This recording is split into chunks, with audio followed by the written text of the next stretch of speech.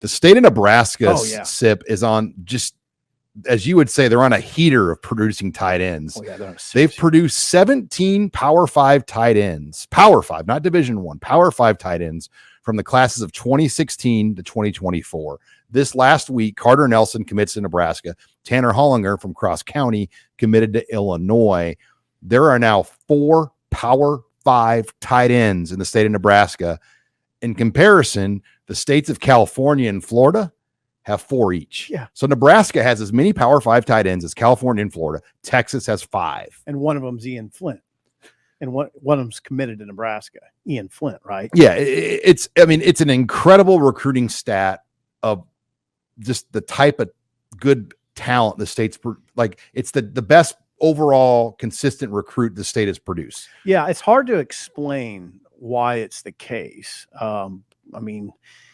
Kudos to Illinois, I guess, for coming in and getting Tanner Hollinger. And then they got Caleb Pyfrom, and yeah, Illinois has not had a letter winner from the state of Nebraska since 1917. So that was Leo Klein, as you wrote in your column.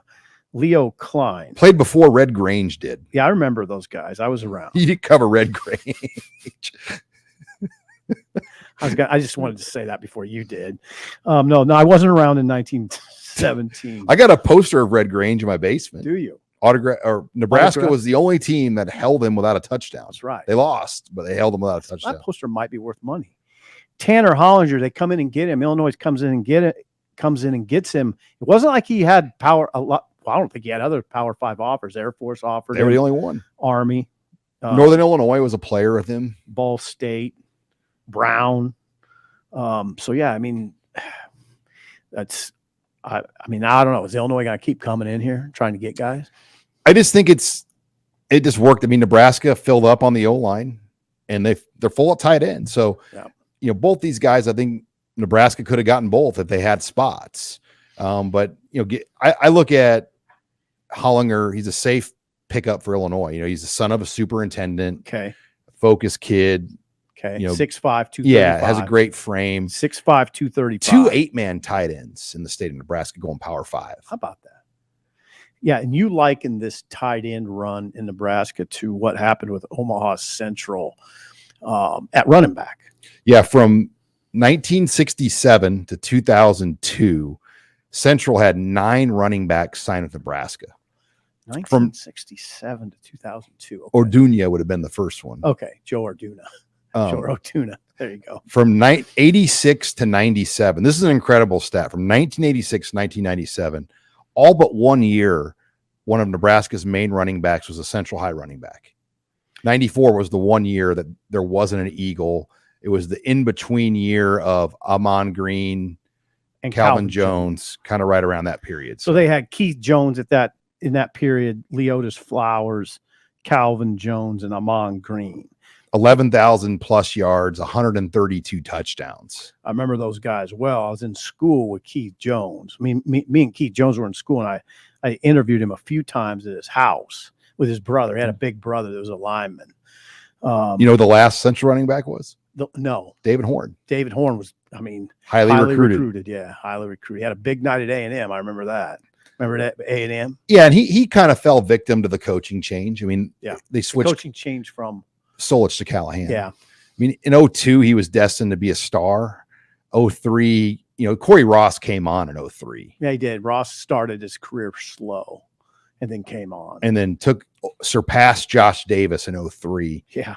Won them the Pork Chop got pretty good. Yeah. Then in 2004, Pork Chop was their best player. Yeah. And then David Horn finished out in Northern Iowa. Right. But yeah, that was that run of Central High running back. It was a point where you would just go to Central to get a running back. There were 3 Big 8 schools at one time that had Central High running backs starting for them. Yeah, it's ridiculous, isn't it? It really got good with Calvin Jones and Amon Green. Let's face it.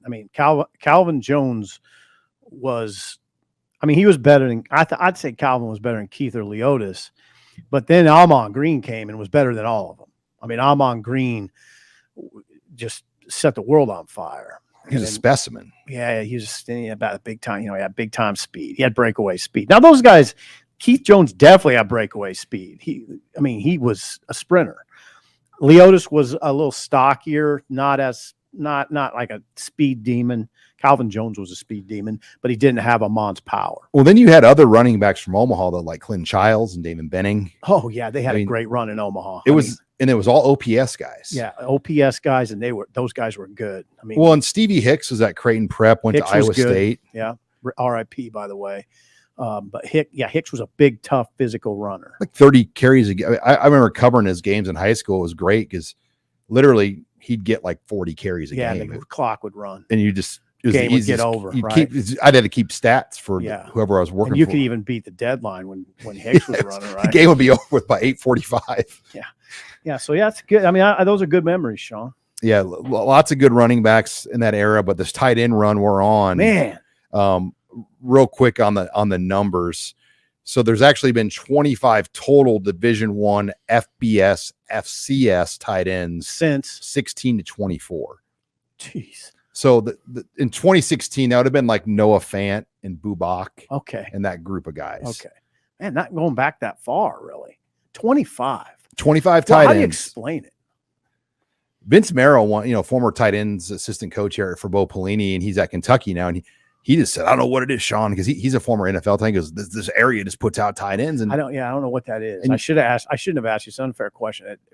Who knows what it is? Well, it's like you go to Florida, they put out DBs and receivers. You go to Wisconsin, that part of the country, there's a lot of linemen out there. Mm-hmm. So for this year, Carter Nelson, Ingerson, 4 Power 5s. Carter Nelson, Ingerson, Hollinger, Nelson, and then Joe Stein is going to Northern Illinois. Okay, Michael Burt, we left, and Michael Burt going to Iowa. Right. So there's 5 total. Joe Stein is the 51 kid. He's going Northern Illinois, and that should not be poo-pooed either. I mean, that's another Division I tight end son. His father is the head coach of Grand Island Northwest. All right, let's go on. I'm not poo-pooing it, Sean.